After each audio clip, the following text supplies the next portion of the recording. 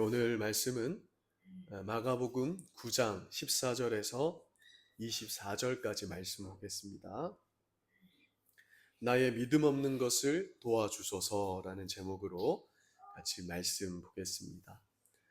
14절에서 24절 우리 같이 한 목소리로 한번 주님의 말씀을 봉독하겠습니다. 시작. 이에 그들이 제자들에게 와서 보니 큰 무리가 그들을 둘러싸고 서기관들이 그들과 더불어 변론하고 있더라. 온 무리가 곧 예수를 보고 매우 놀라며 달려와 문안하거늘 예수께서 물으시되 너희가 무엇을 그들과 변론하느냐?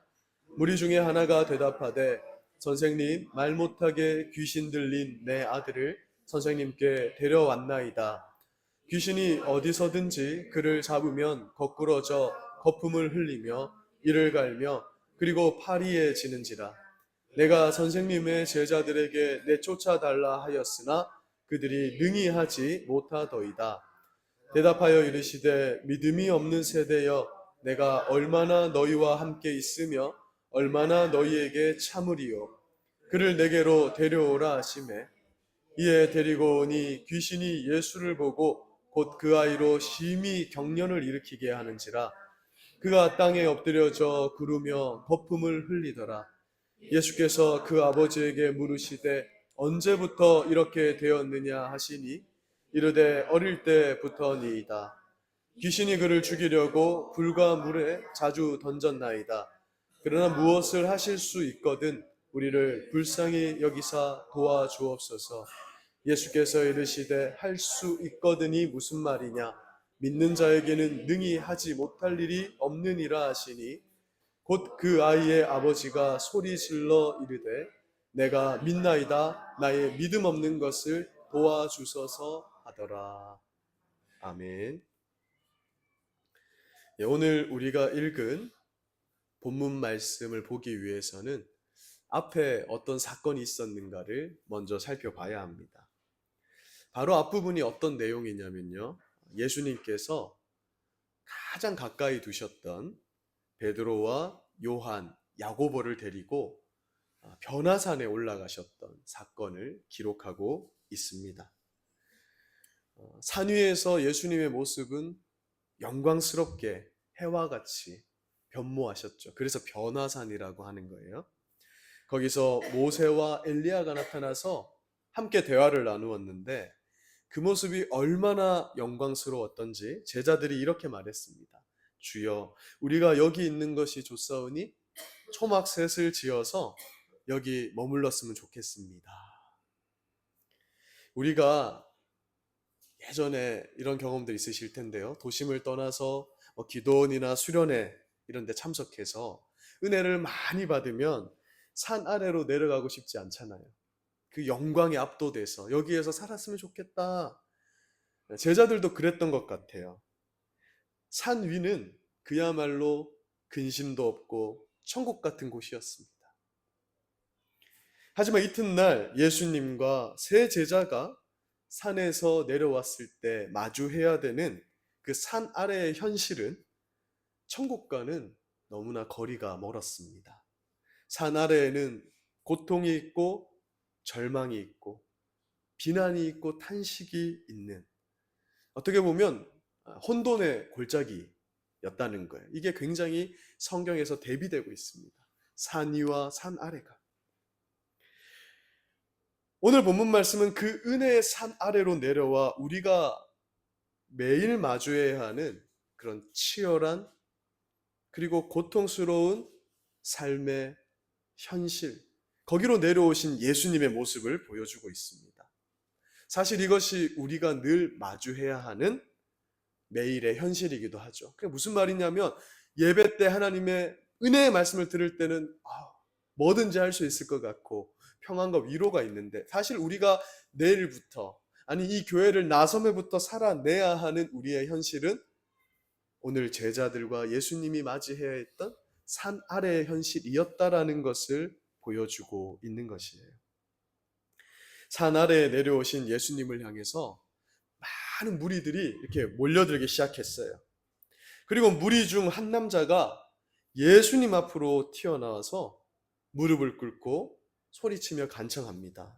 뭐라고 하냐면, 선생님, 청하건대 내 아들을 좀 돌봐주십시오. 이는 내 외아들입니다. 하나밖에 없는 독자라는 얘기죠. 귀신이 그를 잡아서 갑자기 부르짖게 하고요. 경련을 일으키게 하고요. 거품을 물게 합니다. 몹시 상하게 합니다. 그러고서 겨우 떠나간다는 거예요. 날 도와주소서 이런 거예요. 이 남자의 사랑하는 외아들은 간질병 같은 그런 증상을 겪고 있었던 것 같아요. 그런데 이것은 단순히 육체의 질병이 아니었다 합니다. 악하고 더러운 귀신이 이 아이 안에 들어가서 그 육체를 장악하고 괴롭혔다. 그런 영적인 고통을 동반하는 무서운 현상이었다라고 말씀합니다. 물론 우리가 앓는 모든 질병이 다 귀신으로 인한 건 아니에요. 뭐 귀신론 이런 이단 교리가 있습니다. 뭐 감기 걸려도 귀신이 한 거고, 이건 잘못된 교리예요. 감기에 걸리는 건 우리가 마스크 잘 안 하고 추운 데 있으면 걸리는 거지. 그러나 때로는 악한 영들이 이처럼 사람을 극도로 괴롭히는 그런 병도 있더라는 겁니다. 성경에 나와 있으니까. 한 사람의 인생과 가정을 철저히 파괴하는 그런 귀신의 역사도 있다라는 거예요. 예전에 제가 알던 분이 지금은 집사님이 되셨는데, 고등학교 시절에 이 악한 영으로 인해서 끔찍한 고통을 당한 일이 있다는 것을 저한테 한번 얘기해 준 적이 있었거든요. 이분도 오늘 본문 말씀에 나오는 이 아이와 비슷한 경험을 했습니다. 평소에는 괜찮아요. 그런데 이 귀신이 역사하면 이 간질과 같은 증상이 나타나는데요. 특히 이 집사님이 정말 괴로웠던 게 뭐였냐면은, 목사님과 성도들이 그래도 기도해 주러 올 거 아니에요. 이 일반 병원 가서 고쳐지지가 않으니까. 근데 이분이 얘기하는 게 뭐냐면은, 자기 속마음은 그 목사님과 성도님이 너무 반가웠다는 거예요. 그래서 부탁하고 싶고 나 좀 도와달라고 하고 싶은데, 자기의 겉모습은요, 그 목사님을 향해서 막 욕을 하고 막 폭력을 행하더라는 겁니다. 그래서 여러분, 이 귀신 들리신 분들이 이런 어떤 현상을 겪는 분들이 왜 어렵냐면, 나중에 정신 차리고 왔을 때 그때의 그 자기가 했던 일이 다 기억이 난다는 거예요. 물론 그분은 지금은 이제 뭐 이미 대학 시절에 다 벗어나서 집사님으로 은혜롭게 신앙생활을 하고 계십니다. 그러나 그때 그 상황은 그분을 얼마나 고통스럽게 했을까, 이런 생각이 듭니다. 자, 오늘 본문 말씀의 이 아버지도 악한 귀신에게 짓눌려서 고통당하는 이 아들을 보면서 매일매일 피눈물을 흘렸을 거예요. 병원에서도 그 어떤 용한 의사도 고칠 수가 없는 질병이었습니다. 그걸 어떻게 알 수 있냐면, 예수님께 찾아왔다는 것은요, 지푸라기라도 잡는 심정으로 왔다는 거예요. 당시 예수님은 그런 의미였습니다. 어떤 믿음이 있어서 예수님이 찾아온 게 아니라 할 거 다 해봤는데 안 되니까. 그런데 소문이 들리는 거예요.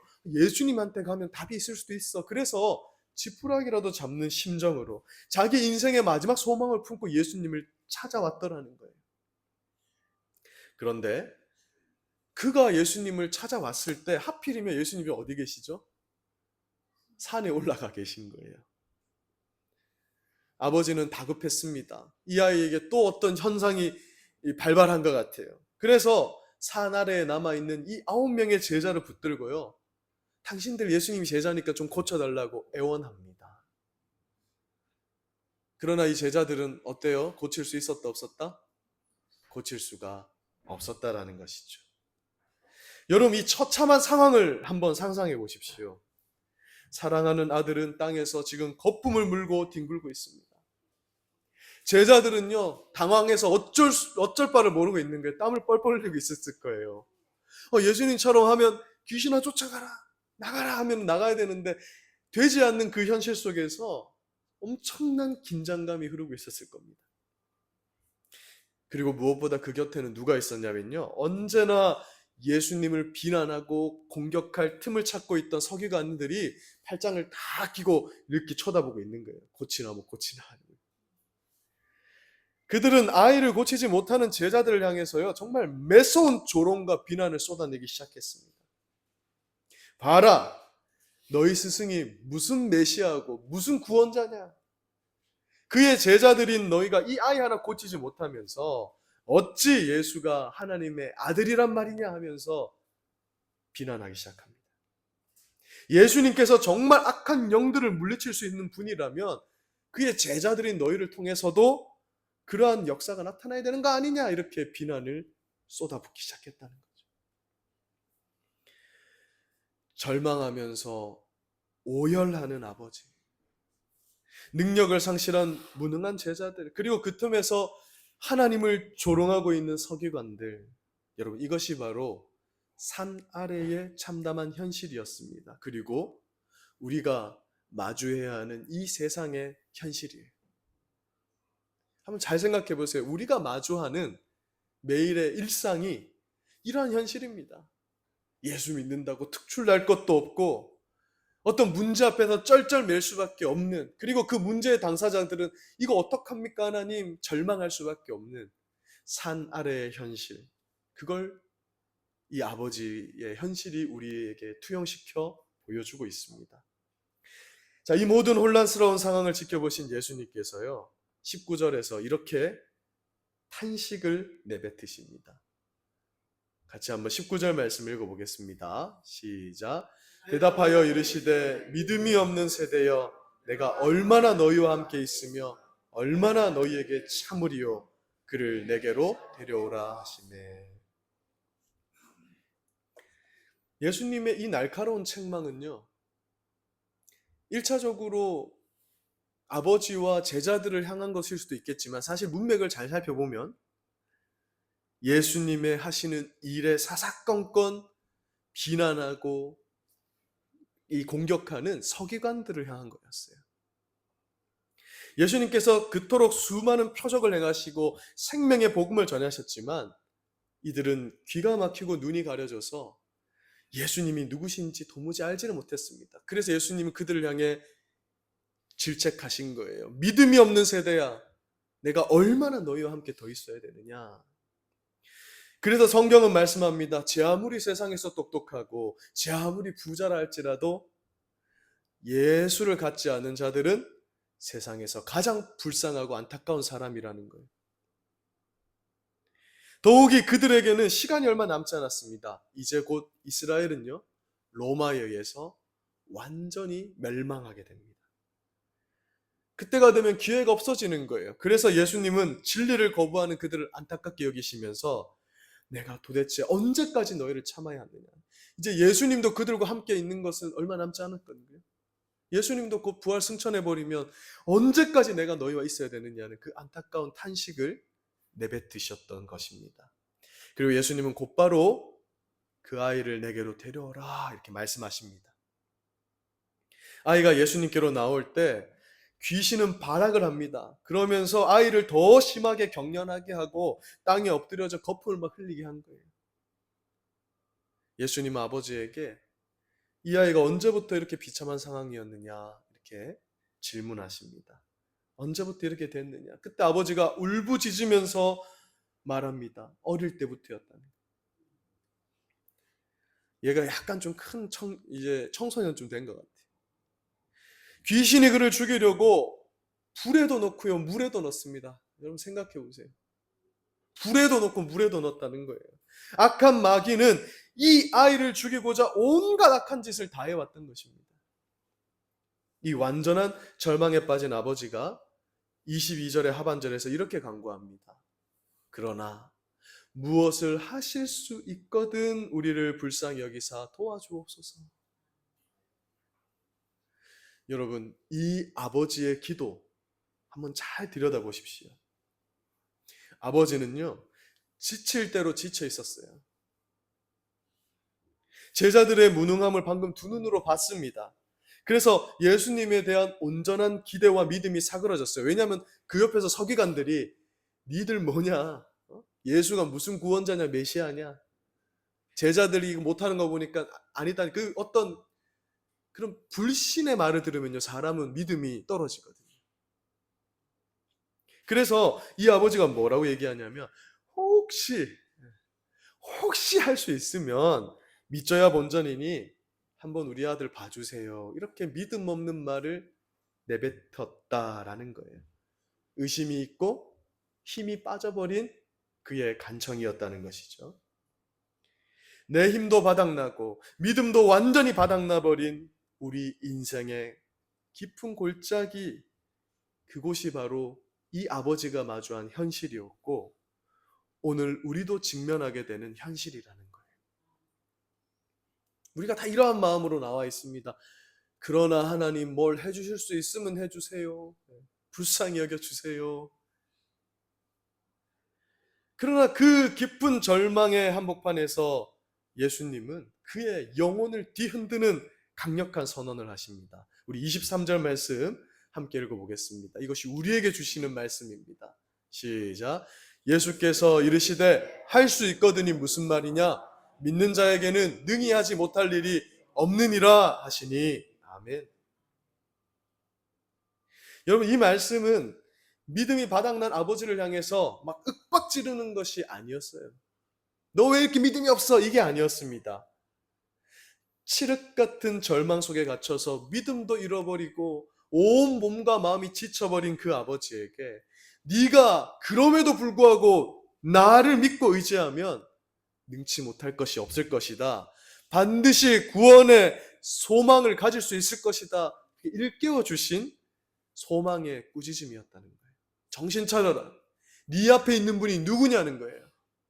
네 앞에 있는 분이 용한 의사냐? 점쟁이냐? 아니라는 거예요. 이 세상을 창조하신 하나님의 아들 예수 그리스도가 아니냐. 그런데 할 수 있거든이 무슨 말이냐는 거예요.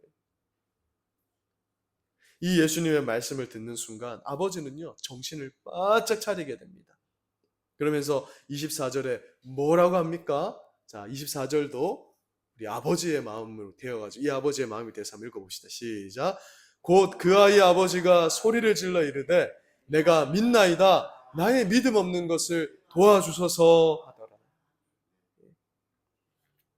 나의 믿음 없는 걸 도와달라고 눈물을 흘리면서 소리를 질렀을 거예요. 여러분, 영국의 위대한 설교자 찰스 스펄전 목사님은 우리의 연약한 믿음에 대해 이렇게 위로했습니다. 뭐라고 했냐면 우리를 구원하는 것은 우리의 믿음 그 자체가 아닙니다. 우리를 믿는 예수 그리스도가 우리를 구원하는 겁니다. 물에 빠진 사람이 구조대가 던져준 구명줄을 잡을 때 어떤 사람은 두려움에 떨면서 그 구명줄을 잡을 겁니다. 어떤 사람은 나 이거 붙잡으면 살 수 있어라는 확신을 가지고 그 구명줄을 잡을 거다. 그러나 그것은 중요하지 않다는 거예요. 왜? 나를 살리는 것은 내 손의 힘이 아니라 내 이 악력이 아니라 내가 붙잡은 그 튼튼한 구명줄이기 때문입니다. 이렇게 설교를 했어요.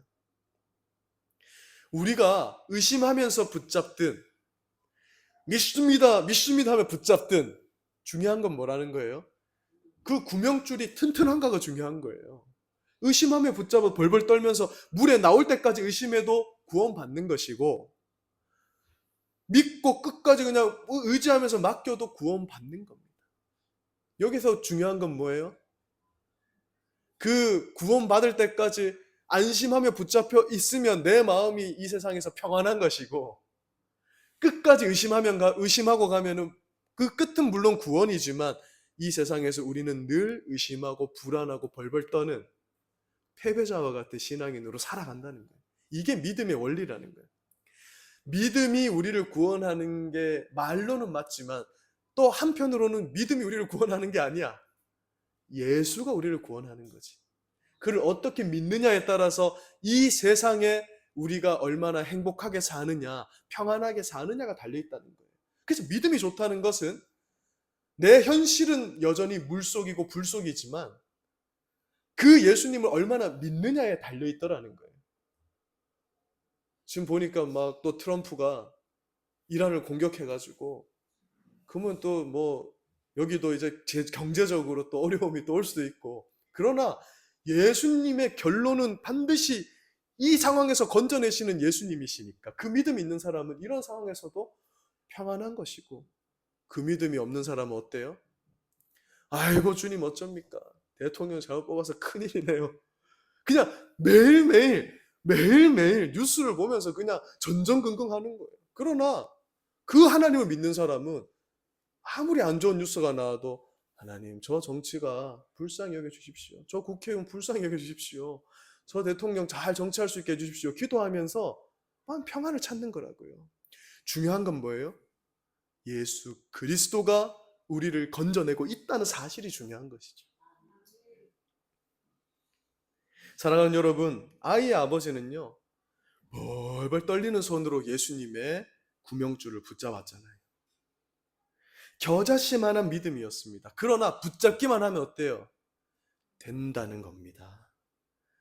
예수님이 그 아버지의 손을 놓지 않는다는 거예요. 그래서 저는 성경에 나오는 수많은 기도 중에 멋진 기도 많죠. 시편은 기도의 학교라 그랬죠. 멋진 기도가 많습니다. 그러나 저는 이 아버지의 고백이야말로 가장 정직하고 위대한 기도라고 생각해요. 우리가 배워야 하는 기도입니다. 왜냐, 이 아버지는요, 예수님의 꾸짖음 앞에서 갑자기 자기 안에 대단하고 굳건한 믿음을 만들어낸 게 아닙니다. 억지로 짜내는 위장한 믿음이 아니었어요. 그럴싸한 믿음이 아니었고 그냥 있는 모습 그대로 정직하게 텅 빈 그 상태로 나아갑니다. 주님, 제게는 기적을 일으킬 만한 믿음이 없습니다. 제 마음은 여전히 의심으로 흔들립니다. 그러니 제게 믿음을 주세요. 불쌍히 여겨주세요. 우리의 기도가 이래야 함을 오늘 말씀이 우리에게 알려주고 있는 거예요. 제가 오늘 예배 가운데 설교하러 이 자리에 올 때 얼마나 두렵고 떨리는 마음으로 오겠습니까? 근데 제가 만약에 이런 마음으로 온다면 아무 역사 일어나지 않을 거예요. 오늘도 내 말의 능력과 내 언변과 오늘 이발도 이렇게 싹 했는데 좀 깔끔함과 이런 걸로 여러분 나온다고 그런 역사 일어나지 않아요. 저는 어떤 마음으로 나아가야 됩니까? 오늘도 저는 두렵고 떨리는 마음으로 하나님, 저 따위가 뭘 할 수 있습니까? 제가 하는 이 설교가 무슨 힘이 있습니까? 예수님 붙잡습니다. 예수님께서 우리 성도님들의 마음에 역사해 주십시오. 이렇게 기도하고 나아가면은, 죄송합니다, 이렇게 표현해서 개떡같이 전해도 찰떡같이 역사하신다는 거예요. 왜? 하나님이 역사하시니까요. 그 뜻이에요. 그 뜻. 지금 우리는 신앙생활하면서 종종 큰 오해를 합니다. 뭐냐면 믿음은 내가 훈련하면 생기고 이를 악물고 애써서 쟁취하면 된다고 생각하는 거예요. 믿음은 절대 그런 게 아닙니다. 그래서 옛날에 그 이단 교주들이, 오늘날에도 좀 잘못된 목사님들이 자꾸 잘못 가르치는 게 뭐냐면 믿습니다를 자꾸 하라는 거예요. 믿습니다를 많이 하면 믿어져요? 그거 아니라는 거예요. 오늘 예수님이 우리에게, 성경은 분명히 말씀합니다. 믿음은 사람이 스스로 만들어낼 수 있는 게 아니라는 거예요. 믿음은 하나님이 주시는 선물입니다. 그래서 우리 안에 믿음이 능력이 있는 것이 아니에요. 내게서 나오는 것이 아니라 하나님으로부터 비롯됩니다. 그래서 믿음은 위대한 거예요. 하나님이 주시는 것이기 때문에. 그래서 내 믿음은 아무리 작아도 상관없어요. 우리는 믿음을 늘 달라 기도해야 돼요. 믿음은요, 쌓이는 게 없더라고요. 내가 어제 믿었으니까 오늘 더 잘 믿어지고 이런 게 없습니다. 오늘 아침만 되면 다시 우리의 믿음은 제로가 돼요. 다시 오늘 하루 믿음을 구해야 합니다. 따라서 우리는 내 안에 믿음이 부족해지고 내 현실의 벽 앞에서 의심이 밀려올 때 막 내 힘을 짜내면서 막 그렇게 믿는 것이 아니라, 하나님 아버지, 나에게 믿음을 주소서. 지금 내 이 현실, 반드시 마지막은 예수님이 이 물과 불에서 건져내셔서 내가 이 두 발을 땅에 밟게 될 것이라는 것을 믿게 해주십시오. 이 믿음 없는 나를 불쌍히 여겨주십시오 하면 우리는 평안해지는 거예요. 그래서 제가 예전에 한번 이런 예화를 한번 들려드린 적이 있죠. 실제인 것 같은데, 목사님들이 신년에 한번 기도원에 갈 때가 있습니다. 그때 하나님께 다 맡긴 목사님들은 평안히 자고 평안히 쉬다 오는 거예요. 왜? 하나님께 다 맡기고 또 내려가서 또 열심히 하고 이렇게 가는 건데, 하나님에 대한 믿음이 없는 목사님은 거기서 또 금식하고 또 기도하고 있는 거예요. 약간 우스갯소리일 수도 있지만 우리가 하나님 믿는다는 건 그런 의미성을 가집니다. 그 믿음이 우리 현실에 평안함을 주는 거예요. 하나님의 기도 응답은 때가 돼야 되는 거고요. 그 때까지 갈 때까지 우리가 얼마나 행복하고 평안한 신앙생활을 할 수 있느냐는 날마다 구하는 이 믿음을 구하는 원리 속에 담겨 있다는 걸 기억하시기 바랍니다. 그래서 우리 예수님은요, 절대 우리에게 태산 같은 믿음을 요구하지 않습니다. 저도 예전에 그렇게 생각 많이 했거든요. 예수 이름으로 명하노니 저 산은 명하여 저 산으로 옮겨가라! 이렇게 하면 막 이렇게 되기를 원했어요. 막 부흥 강사님들이 막 그렇게 뻥을 치더라고요. 자기가 기도했는데 막 그런 식으로 막 얘기를 하더라고요. 그러나 성경을 봤을 때는 아무리 봐도 성경은 우리에게 겨자씨 하나할 만한 믿음을 요구하십니다. 그 겨자씨 하나할 만한 믿음이 뭐냐면요. 하나님, 나는 믿음이 없으니 내게 믿음 주세요. 그 기도입니다. 예수님은 이 미약하지만 정직한 이 아버지의 부르짖음을 들으시고요. 그 귀신을 쫓아내십니다. 말 못하고 못 듣는 귀신아, 내가 네게 명하노니 그 아이에게 다시 들어가지 말아라. 어릴 때부터 아이를 짓누르고 죽이려 했던 그 악한 영이 생명의 주권자 되신 예수님의 말씀 한마디에 완전히 떠나가 버렸다. 절망의 골짜기에 갇혀있던 한 가정을 하나님이 구원의 빛으로 구원해내셨습니다. 악한 영들로부터 우리를 온전케 하시는 전능하신 하나님의 능력이 드러나는 순간이었습니다. 사랑하는 여러분, 오늘 보셨다시피 이 아이의 아버지가 가진 믿음은 대단한 믿음이 아니었습니다. 이 아버지의 믿음은 하나님, 나는 하나님을 믿을 수가 없으니, 믿을 수 있는 실력과 능력이 없으니 믿음 주세요, 이렇게 도움을 요청하는 수준이었어요. 그래서 존 칼빈은 뭐라고 했냐면 오늘 본문의 이 아버지를 향해서 이렇게 주석을 달았습니다. 이 아버지의 믿음은 불꽃이 아니었다. 꺼져가는 심지였다. 믿음과 불신앙이 뒤섞여서 혼란스러운 상태였다. 그러나 예수님은 그 불완전한 믿음도 은혜로 받아주셨다. 이게 하나님입니다. 이분이 하나님이세요. 우리 주님은 상한 걸때를 꺾지 않으십니다. 꺼져가는 심지를 끄지 않으신다 했어요. 우리의 믿음 상태가 아무리 다 꺾여져가는 갈대와 같고 꺼져가는 심짓불과 같을지라도 주님께 나아가면 주님이 받으시고 그 믿음을 근거로 역사하신답니다. 여러분, 이것이 바로 우리 기독교의 진정한 위로이고 우리 믿음의 근거이고 능력이에요. 내 믿음이 난 믿음 좋아 자랑할 수가 없어요. 절대. 우리의 자랑은 내 기도 들으시는 예수님이 최고야. 이게 우리의 자랑입니다. 가끔 가다가 기도 많이 하는 권사님들이 자꾸 자기 믿음을 자랑하는 사람이 있어요. 우리 교회는 아무도 없지만. 그래가지고 막 슬며시 와가지고요. 목사인 저한테도 이렇게 말하는 분이 있어요. 목사님 뭐 기도할 거 있으십니까? 내가 기도하면 다 들어주십니다 하면서 막 이러는 분이 있어요. 내 기도를 자랑할 수 없어요. 내 믿음을 자랑할 수 없어요. 그 기도를 들어주는 예수님 자랑하는 게 우리는. 그래서 우리는 이렇게 자랑해야 돼요. 나는 있잖아. 진짜 내 기도는 보잘것없는데 예수님 내 기도 다 들어준다. 근데 예수님은 진짜 능력 있는 분이셔. 이렇게 우리의 자랑이 돼야 되는 거예요. 내가 기도만 하면 하나님이 막 보좌도 움직이고 계획도 바꾸고 이런 말도 안 되는 거예요. 오늘 본문 말씀의 아버지처럼 내 힘으로 도무지 할 수 없는 일 앞에서 사랑하는 성도 여러분, 믿음 없는 나를 불쌍히 여겨달라고 기도하십시오. 하나님의 때까지 버틸 수 있게 되려고 기도하십시오. 될까? 어떨까? 불신앙, 이 아버지의 모습, 우리의 모습이에요. 기도한다고 뭐가 되냐? 교회 나온다고 뭐가 되냐? 그런데 오늘 예수님께서 이 말씀을 통해서 우리에게 말해주잖아요. 그때 너희는 어떻게 기도하라는 겁니까? 저를 도와주세요. 믿음이 없습니다. 저 오늘도 의심합니다. 내 기도 안 들어주실 것 같고 나만 홀로 버림받은 것 같고 하나님 멀리 계신 것 같습니다. 그러니까 주님 저에게 믿음을 주세요. 기도할 수 있는 힘을 주세요. 그래서 때가 될 때까지 평안함을 주시고 반드시 역사해 주시옵소서. 그걸 오늘 본문 말씀이 우리에게 전달해 주고 있습니다. 그러면 예수님 뭐라고 약속하십니까? 네가 붙잡은 그 구명줄은 결코 끊어지지 않는다.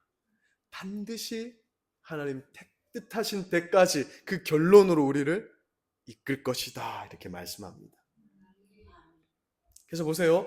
모든 상황이 종료된 후에 조용히 제자들이 묻습니다. 아까 9명의 제자들이, 실패한 제자들이, 아이 못 고친 제자들이 있잖아요. 우리는 어째서 그 귀신을 못 쫓아냈지요? 이렇게 묻습니다. 그때 예수님 29절에서 이렇게 말씀하는 거예요. 자, 마무리하면서 같이 읽어보겠습니다. 시작. 이르시되 기도 외에 다른 것으로는 이런 종류가 나갈 수 없느니라 하시니라. 아멘. 무슨 말입니까? 여러분 이 말을 오해하면 안 돼요. 막 몇 시간씩 기도의 양을 채우지 않아가지고 안 됐다 이걸 말하는 게 아닙니다. 여기서 말하는 이제 이 기도가 뭐겠어요? 이제 우리 성경을 보는 눈을 길러야죠. 내 힘으로는 할 수 없으니 내 믿음 없음을 도와주소서. 그렇게 기도하는 것 외에는 이런 종류가 나갈 수 없다는 거예요. 우리가 이거 오해해가지고요. 아, 기도 많이 하면 들어주는 거네. 기도 안 해가지고 안 되는구나. 이렇게 생각하면 안 돼요. 여기서 말하는 우리 쭉 지금 문맥을 봐왔잖아요. 뭡니까? 내게는 이 아이를 제자들에게 사실 여러분 이 아이를 고칠 실력이 있어요, 없어요? 같은 인간인데 여러분들이 저에게 이렇게 기도 요청도 하셨고 목사에게 안수 기도도 받지만 김정원 목사는 의사도 아니고 아무것도 아닙니다. 뭘 봐야 돼요? 담임 목사로 세운 그 하나님을 봐야죠. 저 담임 목사의 손을 통해서 역사하는 그 하나님을 봐야죠. 저 역시도 마찬가지죠. 제가 무슨 능력이 있는 것처럼 막 성령 받아라 뭐 어쩌라 나아라 하면은 이 제자들처럼 아무 일도 일어나지 않아요. 귀신이 뭐 역사하려면 역사하겠지. 하나님, 나는 이 사람 고칠 능력 없습니다. 이 가정 회복시킬 능력 없습니다. 이 한 사람의 신앙을 회복시킬 능력 없습니다. 믿음 없는 나에게 믿음을 주셔서 하나님께 기도하게 하시고 하나님이 역사하여 주시옵소서. 그걸 말하는 거예요. 이 기도를 모르니까 너에게 그러니까 제자들은 어떻게 했을까요? 병 고칠 때. 난 예수님의 제자니까. 나 예수님에게 선택받은 12제자 중 하나니까 기도하면 나을 줄 알았던 거. 이게 안수하면 나을 줄 알았던 거죠. 그 예수님이 그렇게 그 기도가 아니라는 거지. 무슨 의미인지 아시겠죠? 말씀을 맺겠습니다. 신자는요, 마귀의 세력과 날마다 싸우는 자들입니다. 우리의 처한 현실이 그래요. 이 아버지처럼 우리는 이 현실과 늘 싸우는 자들이에요. 그 속에서 우리는 이 아버지와 같은 기도로 나아갈 수밖에 없습니다. 하나님, 내 믿음 없는 걸 도와주세요. 오늘도 마주할 이 현실 속에서 하나님 믿고 나아가게 해주세요. 우리는 종종 내 안에 믿음을 가득 채워서 하나님께 나아가면 하나님 기뻐하시고 응답받는다고 생각합니다. 그러나 하나님이 우리에게 요구하시는 것은요, 믿음으로 가득 채워진 그릇이 아니라 빈 그릇이에요. 주님, 내 안에는 아무것도 없습니다. 나는 아무것도 할 수 없습니다. 그러니 주님이 믿음을 채워주세요라고 기도하며 나아가는 걸 기뻐하시는 것이지, 주님 믿음을 이만큼 채워왔습니다. 기도 시간 이만큼 채워왔습니다. 하고 마치 영수증 남발하듯이 그릇을 드리는 걸 하나님 원치 않는다고요. 하나님 그것을 역겹게 여기신다고요. 우리의 깨끗하고 빈 그릇을 원하시는 줄 믿습니다. 이번 한 주간의 치열한 삶의 자리로 그 산 아래의 현실로 다시 내려가실 때 이 아버지의 기도를 드릴 수 있기 바랍니다. 연약함과 부족한 믿음을 보며 절망하지 마시고 믿음 없을 때 믿음을 주신 우리 예수님을 바라보십시오. 그리고 믿음을 달라고 기도하십시오. 연약한 모습 그대로 나와 기도함으로 우리 삶의 모든 문제를 주님 주시는 믿음으로 넉넉히 이 한 주도 이겨내시는 우리 귀한 성도님들 되시길 주님의 이름으로 축원합니다. 기도하겠습니다. 하나님 아버지 감사합니다. 오늘 주신 이 말씀을 우리가 굳건히 붙잡고 나아가게 하여 주시옵소서. 하나님, 우리의 믿음 없음을 고백하며 믿음을 구하며 나아갈 때 우리에게 믿음을 주시고 평안함을 주시옵소서. 주님 약속하신 때가 될 때까지 평안한 가운데 기다리게 하시고 버틸 수 있도록 믿음 더하여 주시옵소서. 그리고 기도한 대로 역사하시는 우리 하나님의 그 역사하심을, 그 결론을 우리가 이 땅에서 확인하게 하여 주시옵소서.